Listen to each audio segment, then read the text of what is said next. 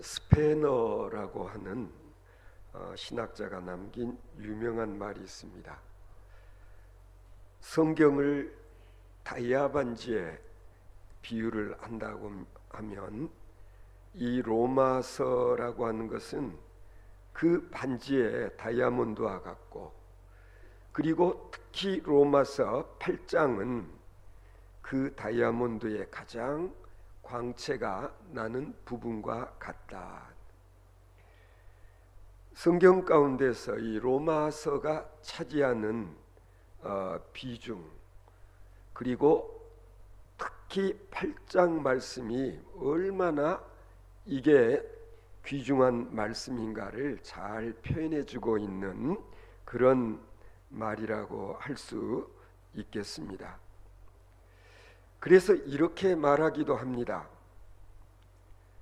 만약에 불의의 사고로 성경책이 불타 없어져 버린다 할지라도 이 로마서 8장만 있으면 우리는 그것을 통해서 구원을 받을 수 있을 것이다. 이 로마서 8장, 특히 오늘 1절부터 4절까지 말씀에는 구원의 진리가 이 말씀 가운데 담겨져 있다는 것을 강조하고 있는 말씀인 것입니다.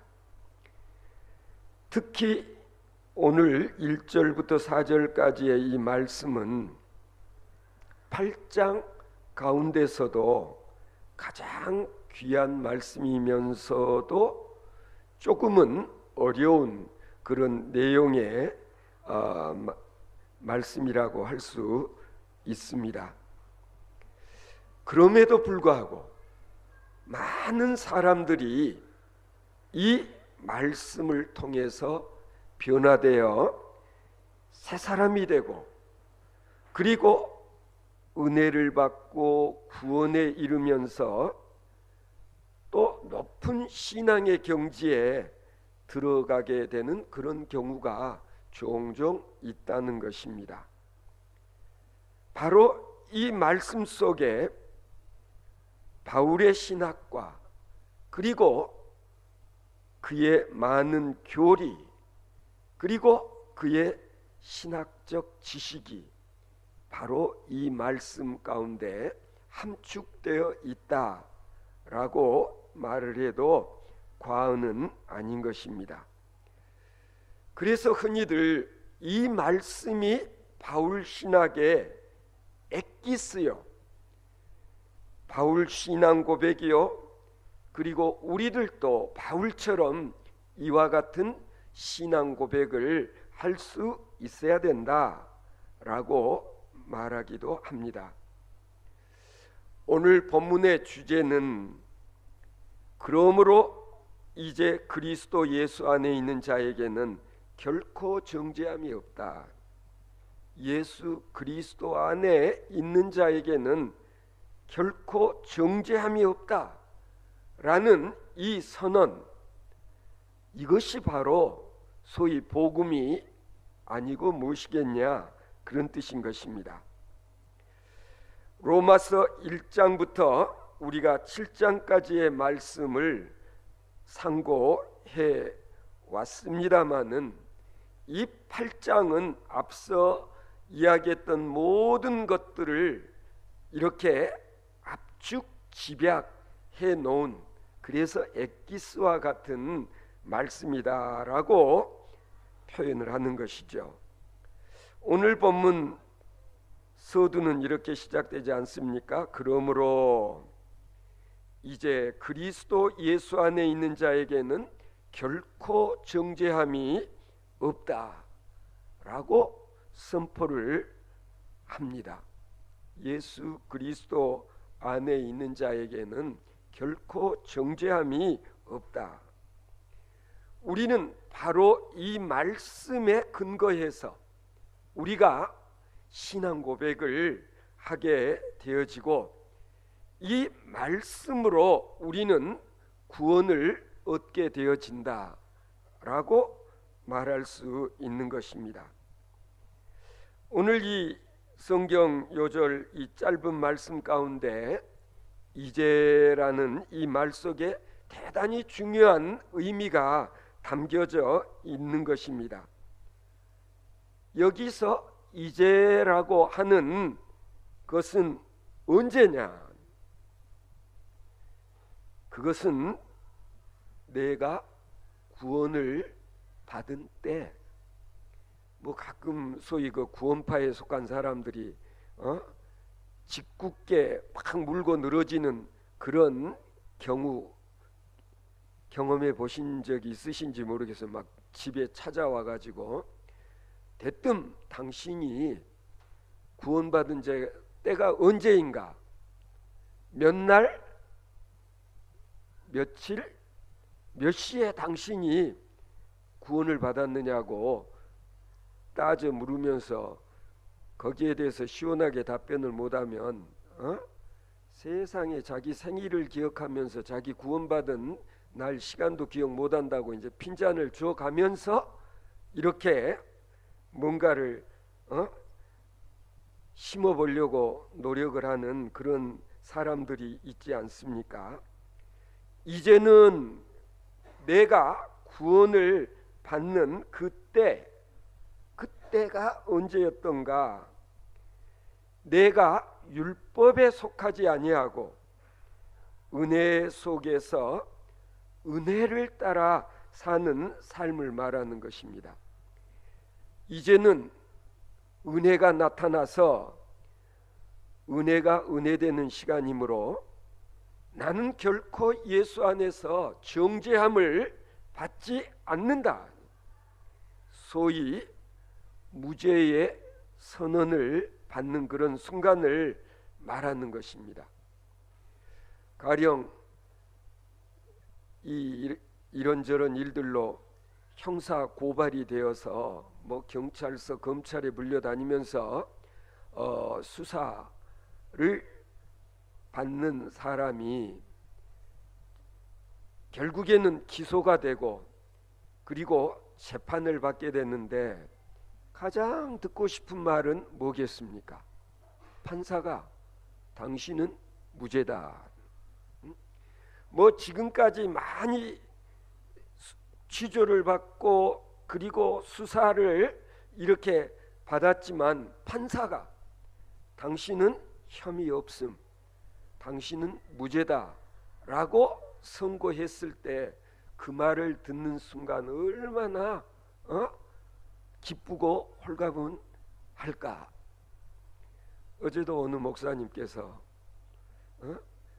저에게 전화로 그런 말씀을 들려주셨어요. 최근에 이런저런 일들로 좀 고소를 당하고 좀 어려움 가운데 있었는데 무혐의 그리고 불기소 처분을 받았다. 굉장히 아주 들뜨고 기쁜 음성으로 저에게 이런 일들을 전해 주었습니다. 여러분 마찬가지 아니겠습니까? 우리들이 더 이상 당신은 죄인이 아니다, 죄로 정죄받지 아니한다 라는 말을 듣게 되면은 더 기쁜 소식은 없을 것입니다. 우리가 로마서를 상고하는 과정에서 사망의 법이 있다. 그게 뭘까요? 사망의 법. 이미 말씀드렸잖아요. 소위 율법이라는 것은 사망의 법이라고 할 수 있다. 왜냐하면 내가 얼마나 죽을 죄를 많이 짓고 살았는지 율법이 없으면은 모르고 지났을 텐데 율법으로 인하여서 나는 참 죄 많이 지었구나. 결국은 그 죄값으로 인해서 나는 죽어야 돼. 이게 뭡니까? 율법의 종국. 그렇지 않습니까? 그래서 우리가 사망의 법이라고 그렇게 로마서를 통해서 율법을 우리가 이해를 합니다만, 그러나 율법이 모든 사람에게 다 죽음의 법, 사망의 법이냐? 그렇지는 않지요. 하나는 죄와 사망의 법이라고 한다면 또 다른 하나의 법이 있는데 그게 바로 뭐냐? 예수 그리스도께서 우리에게 주신 소위 복음. 우리는 복음을 통해서, 그렇잖아요, 죄인임에도 불구하고 우리의 모든 죄값을 하나님의 아들 예수님께서 치러버리셨으므로 우리는 더 이상 죄값을 치르지 않아도 좋다. 이게 뭐냐? 구원의 선언이라고 할 수 있지 않겠습니까?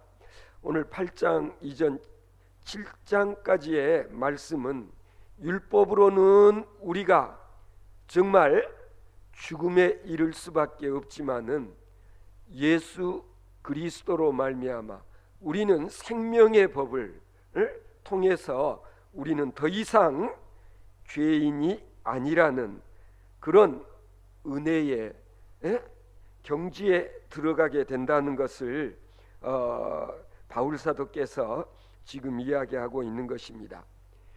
율법은 끊임없이 나로 하여금 양심의 가책을 느끼게 만드는 거예요. 양심이라고 하는 것은 뭘까요? 사실은 좋은 마음, 그리고 감사하는 마음, 기뻐하는 마음인데 내가 죄를 짓고 난 다음에는 이 양심이 나를 괴롭게 하는 거예요. 나를 힘들게 만드는 거예요. 왜? 가책을 느끼니까. 양심의 가책, 양심의 소리가 자꾸 들리니까. 그래서 사람들이 그런 양심의 가책으로부터 벗어나려고 하는 노력들 가운데 하나는 뭐냐? 제일 쉽게 하는 게 술을 마시는 거예요. 조금 더 강한 것은 뭘까요? 술보다도 더 강한 것, 그것은 마약. 그렇지 않습니까?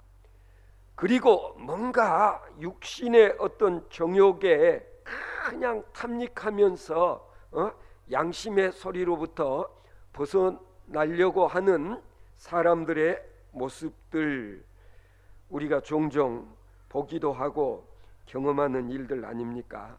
그러면 그럴수록 죄의 무게는 어떨까요? 가벼워지는 게 아니라 점점 더 무거워지고 우리는 죄의 중압감에서 헤어나기가 어렵게 된다는 사실을 고백하지 않으면 안 될 것입니다. 그래서 결국은 어떻게 되느냐? 죄의 노예가 되고 결국은 에라 될 대로 되라, 그리고 막갑하시게 그런 삶을 살게 된다는 것이죠.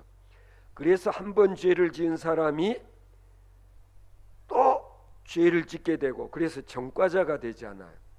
뒤에는 전과 뭐 10몇 번 이런 말을 들을 정도로 그냥 죄를 계속해서 짓고 살게 되는, 어떻게 보면 절망적인 그런 삶을 사는 것이 바로 우리 인간이다라는 것이죠.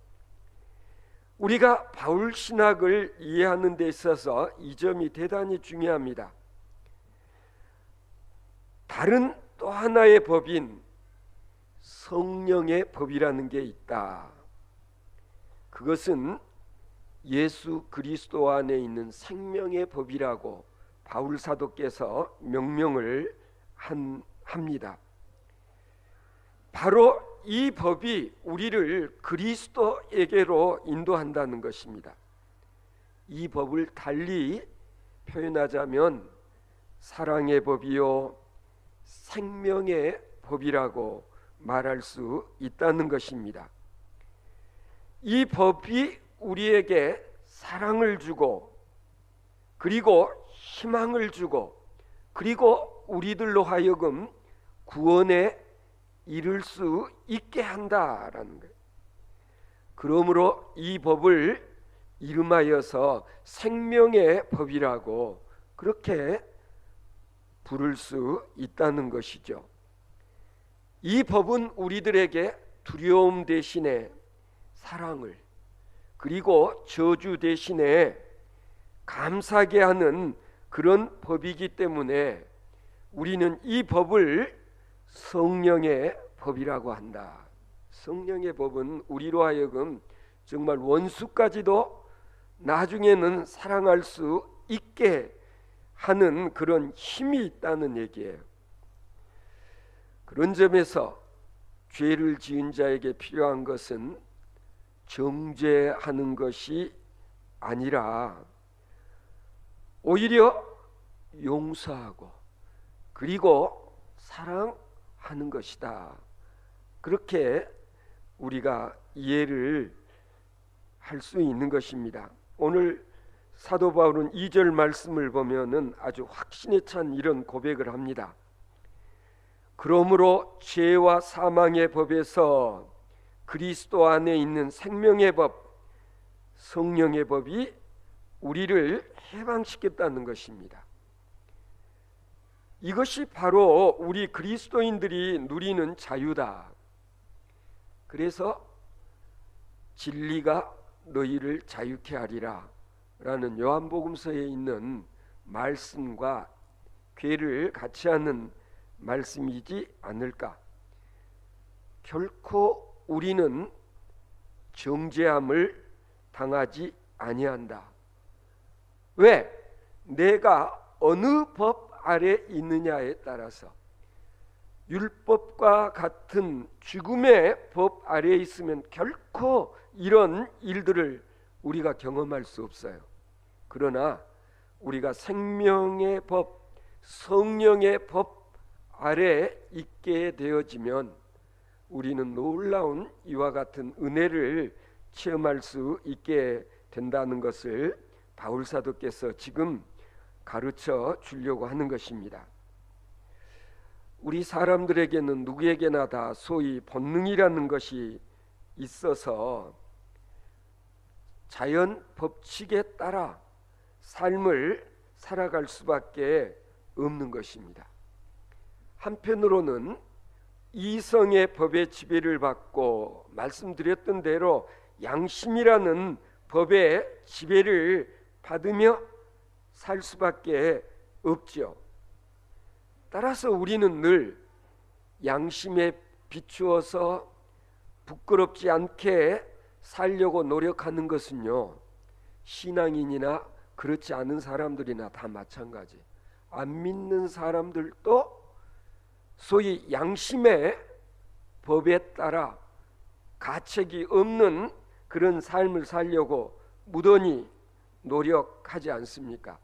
그래서 불쌍한 사람들을 보면 구제하려고 하기도 하고 그렇잖아요. 나름대로 윤리 도덕에 어긋나는 삶을 살지 않으려고 노력을 하지요. 그러나 우리가 좀 더 높은 차원의 법 아래에서 살게 되면 우리들의 삶의 차원도 달라진다는 거예요. 그것이 뭐냐면 우리가 성령의 법 아래 살아가는 그런 삶이 우리에게 필요하다라는 얘기죠. 우리가 예수를 믿기 때문에 구제하지 못한 일들에 대해서 때로는 마음 아파할 따름이죠. 때로는 용서할 자를 용서하지 못하고 사랑할 자를 사랑하지 못하는 일들로 인하여서 우리가 괴로워하는 이유는 뭡니까? 예수님께서 우리에게 말씀하신 바를 실천에 옮기지 못하며 살기 때문에 그렇다는 것이죠. 이러한 것들은 실상은 율법이 우리에게 주는 괴로움과는 차원이 다른 것이다. 예수 그리스도의 말씀 때문에 겪는 아픔 괴로움과 율법으로 인해서 내가 겪는 아픔 고통은 다르다라는 얘기예요. 중요한 것은 우리가 진실로 사랑할 수 있게 되어질 때 우리는 자유할 수 있다. 그래서 우리가 공기를 호흡하며 사는 것처럼 우리 그리스도인들은 소위 사랑을 호흡하며 살아갈 수 있어야 된다라는, 오늘 새벽에도 제가 우리 송영민 집사님이 그 페이스북에 올려놓았던 구절을 내가 소개를 해줬는데, 아침에 숨에서 쉼을 찾고 쉼에서 숨을 찾는, 그러니까 가끔은 한숨 돌렸다 그런 표현 쓸 때가 있잖아요. 숨이 막힌다. 그건 뭐냐 하면은 죽는 거예요. 기가 막힌다라는 말, 숨 막힌다라는, 꼼짝없이 죽어야 되는데 한숨 돌렸다, 죽음의 위기를 넘겼다는 그런 표현이잖아요. 즉 삶 가운데에는 반드시 쉼이 있어야 된다. 그 쉼은 우리의 삶을 유지해 나가는 데 꼭 필요한 거예요. 그러니까 삶과 쉼은 불가분의 관계고, 우리의 삶은 악보의 음표들과 쉼표가 적절히 조화를 이루어서 아름다운 곡이 되는 것과 마찬가지죠. 그러니까 일하고 그리고 쉬고, 쉬면서 다시 재충전한 그 에너지를 가지고 좀 더 활력이 있는 그런 삶을 살아갈 수 있어야 되지 않겠습니까? 바로 예수님께서 우리에게 가르쳐 주신 이 은혜의 법이라든지 사랑의 법이 우리에게 왜 필요한 것이냐? 예수님이 왜 탕자 비유를 말씀하셨을까? 어떻게 보면 아버지 것 유산 상속받을 것 미리 달라고 그래가지고 이거 가지고 아버지 품을 떠나 다 말아먹고 알거지가 되어서 돌아온 아들. 그러나 아버지는 정말 그 아들을 기다리다가 먼 발치에서 탕자가 되어 돌아오는 아들을 쫓아가 얼싸안고 입맞추고, 그리고 새 옷을 갈아입히고 금가락지를 끼워주고 동네 잔치를 하고, 그렇잖아요. 이게 아버지의 사랑이다. 그런데 형은 어떠했어요? 세상의 아버지는 도저히 알다가도 모를 사람이다. 요 자식 세상에 나가서 다 말아먹고 알거지가 돼 돌아왔는데, 나는 집에서 아버지를 그렇게 돕고 어떻게 보면 착실하게 생활해온 나를 위해서는 그동안에 하나 잡지 아니했던 아버지가 이런 동생놈을 위해서 송아지를 잡아 동네 잔치하는 거 자기는 도저히 이해할 수 없다고 아버지에게 항변하지 않아요. 탕자 비유가 우리에게 이야기하고자 하는 것은 뭐예요? 아버지의 사랑이란 바로 이와 같은 것이다. 출세하고 그리고 정말 가문을 빛낸 그런 자식이 자식인 것이 아니라, 적어도 아버지에게는 세상에 나가서 가진 것 다 탕진하고 알거지가 되어 돌아온 아들 역시 여전히 아버지는 아들로 사랑하고 다시 아들의 지위를 회복시켜 주었다는 예수님의 이 탕자의 비유가 뜻하는 것이 무엇일까? 하늘 아버지의 사랑이 바로 이와 같다라는, 우리가 대단한 삶을 살아서 윤리 도덕적으로 완벽한 삶을 살아서 하나님의 아들 딸이 되는 게 아니라, 실은 여전히 죄짓고 살고, 그리고 어떻게 보면 세상 사람들과 크게 다를 바도 없지만 하나님께서는 그런 우리를 끝까지 사랑하시고 그리고 우리의 모든 죄를 용서해 주시는데, 그 아버지의 사랑이 바로 하늘 아버지 하나님의 사랑이다 라는 것을 지금 바울 사도는 예수님처럼 우리들에게 설명을 하고자 하는 것입니다. 오늘 보면 3절 4절에 보면 중요한 말씀이 있습니다. 율법이 육신으로 말미암아 연약하여 할 수 없는 그것을 하나님은 하시나니 곧 죄로 인하여 자기 아들을 죄 있는 육신의 모양으로 보내어 육신의 죄를 정하사 육신을 쫓지 아니하고 그 영을 쫓아 행하는 우리에게 율법의 요구를 이루어지게 하려 하심이라. 무슨 뜻인지 이해가 가십니까? 어려운 부분은 통과하고 하나님의 아들 예수 그리스도께서 이 세상에 오셔서 우리를 죄 사함 받도록 하기 위해서 결국은 하나님의 아들이 거룩한 희생 제물이 되었다. 그러므로 더 이상 우리는 정죄함을 당하지 아니한다 라는 이 복음, 이걸 지금 바울 사도께서는 설명을 하려고 하는 겁니다. 죄값은 사망이요, 그렇잖아요. 죄인은 죽어야 돼요. 그러나 예수님이 의인인 하나님의 아들이 마치 죄인처럼 죽으셨다. 왜?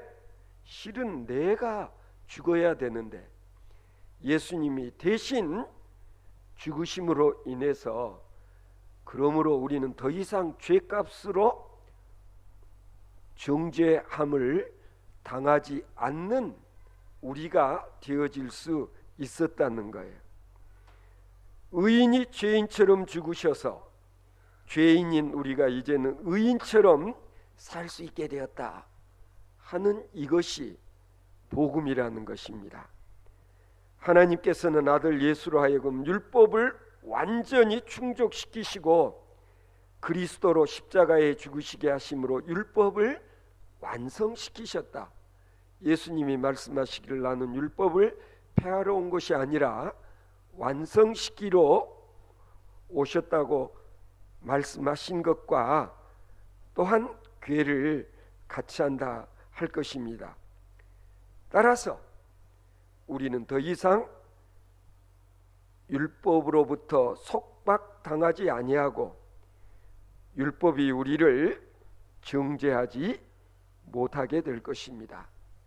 그런 거로 주 예수 그리스도 안에 있는 자에게는 정죄함이 없느니라 라는 바울 사도의 가르침에 의거해서 오늘도 우리는 범사에 감사하고 하나님의 큰 은혜와 큰 사랑에 늘 감격하며 오늘도 하나님의 자녀들로서의 본분과 또 하나님의 자녀들답게 살아가는 일에 최선을 다하는 저와 여러분들 되어질 수 있기를 바랍니다.